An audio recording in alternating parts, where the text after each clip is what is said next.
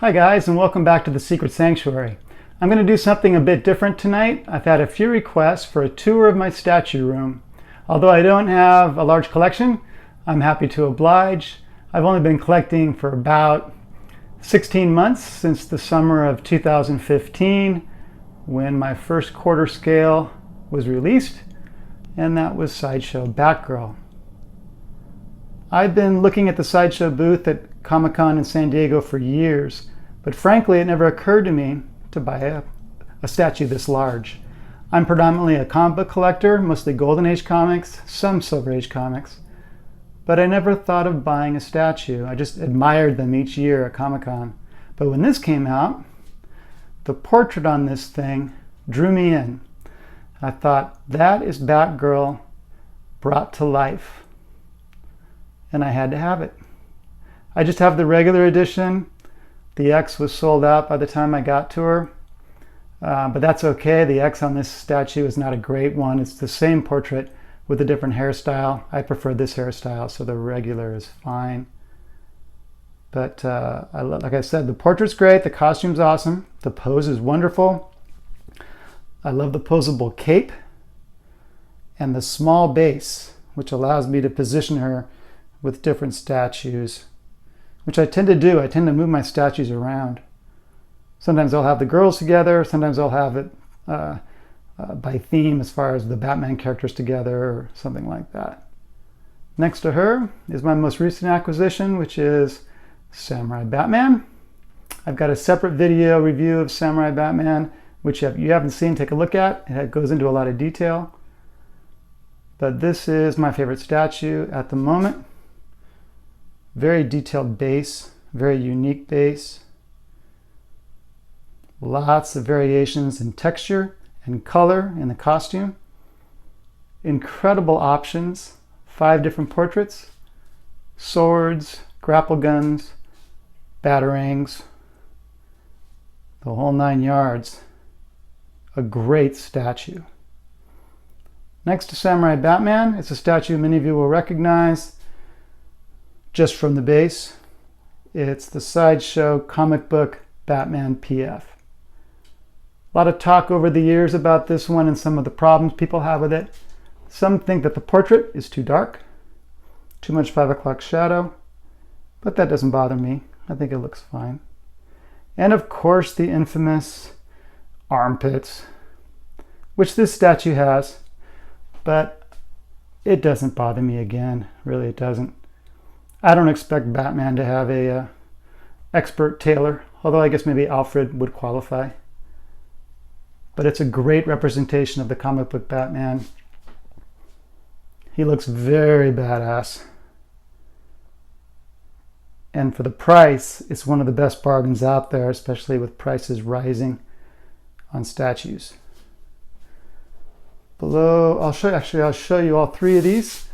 I have them positioned together on top of a bookcase, and this gets my attention quite often while I'm watching TV. When a commercial comes on, I'll always look over at these 3 of my favorites. Below them, I have the Masterpiece Superman. This came in a big red box over a decade ago with a reproduction of Superman #1 and a hardback book on the history of Superman. It was a great deal for $30 or $40. I would have paid that for the statue alone. It's a great representation of the Golden Age Superman. Really cool portrait. Simple base. Nice statue. Next to him is the DC Collectibles Wonder Woman. This came out maybe 6-9 months ago. Really nice representation of the character. Magic lasso. Next to her is my oldest statue, just a small Golden Age Batman statue.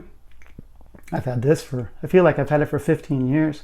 Bought it one day when I was going to my comic shop just to buy my weekly comics, and I thought it would look cool in my comic room, and it always has. It's always been on display. Next to him is the Fleischer Superman and Lois Lane. I especially like the Lois Lane because there are so few Lois Lane statues, and this one of the Golden Age Lois Lane is especially cool. Love that statue and that pose. And Superman with the classic fists at his hips pose. Also really cool. Below that is a recent statue that got a lot of attention because for a 1/6 statue, it's a heck of a bargain. And that's the DC Designer Series Adam Kubert Dark Knight 3 Batman. Big, bulky statue for, I think I got it for $110. Great detail on the cape. Just a great statue. Next to him is from Yamato USA, Dead Moon.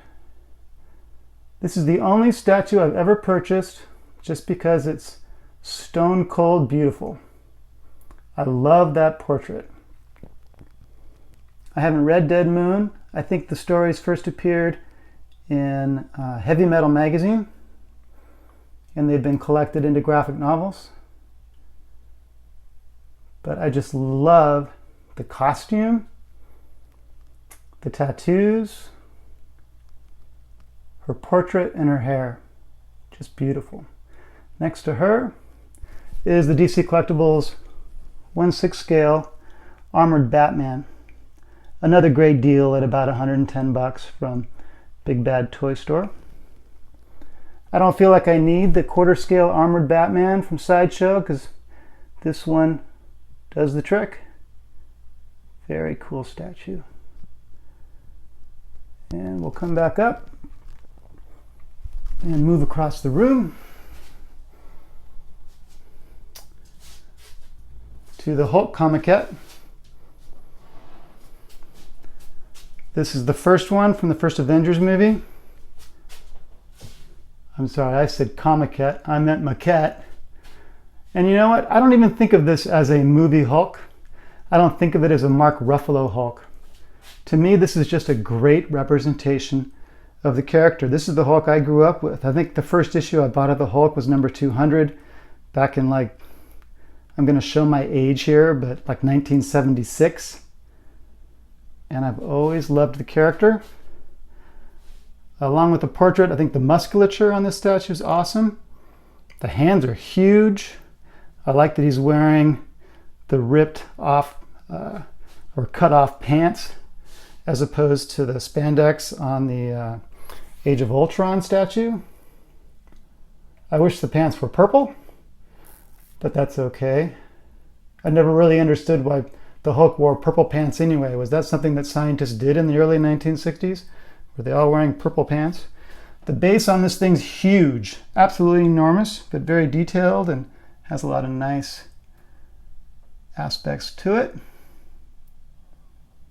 But that is just one angry dude.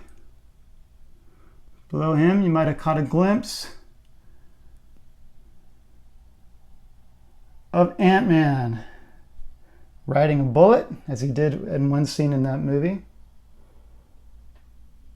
Very cool, tiny statue. And next to them is the Sideshow Modern Age Thor. A lot of controversy over this statue. People don't like the outstretched left arm for some reason. They think it looks somehow feminine. I think he's in attack mode, and he's sort of pointing at whatever is about to get mangled by his hammer. I think the portrait is awesome on this statue. Very lifelike. Really cool. Costume's great. Kind of annoying what happened with the base. I don't know why Sideshow shipped these things with them being able to tip so easily and then having to bring them all back and ship them again with the added piece. Seemed like really sloppy quality control, but they made it right in the end. And it's a great statue,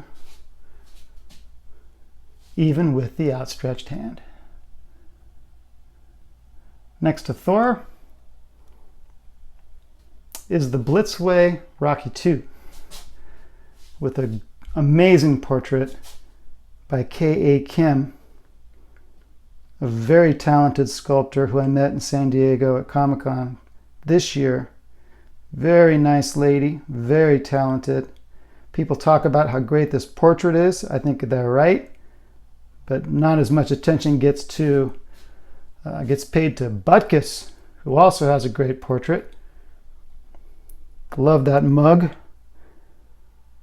Looks positively wet, doesn't it? Looks as real as it could be.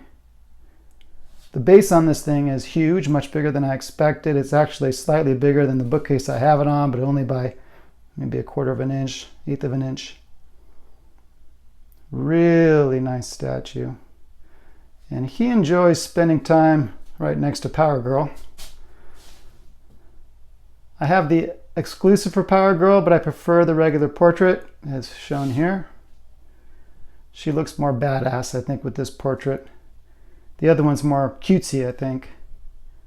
This one, you know, it's like she's saying, yeah, I know I've got a great body and I know you're looking at me, but I will kick your ass if you're not careful. I also really like the base. I think it's very clever. With the foot impressions, it's as if she just landed from a great height and left foot impressions in the asphalt and pushed up the asphalt. It's really cool. Very clever. Just a beautiful statue. Sometimes I think I would have rather had a sculpted cape on her, but the fabric is fine. It's okay. Next to her is the Resin Works Man of Steel, which I think has an amazing portrait. Probably the best likeness of Henry Cavill of any of the Man of Steel or Batman vs. Superman statues. Love that portrait, really cool. Look at a side view as well. Incredible detail on the costume. I also have a separate statue review for this piece you might want to check out. Simple base with the S insignia and then the poles so he's floating above. Very nice cape, not too heavy, much lighter than the Superman PF from Sideshow, which is what is right next door. And this is the last piece I'll show you. This is probably the second quarter scale I purchased. I've predominantly been a Superman collector since I was 6 years old. And I love this statue. Again, a great portrait.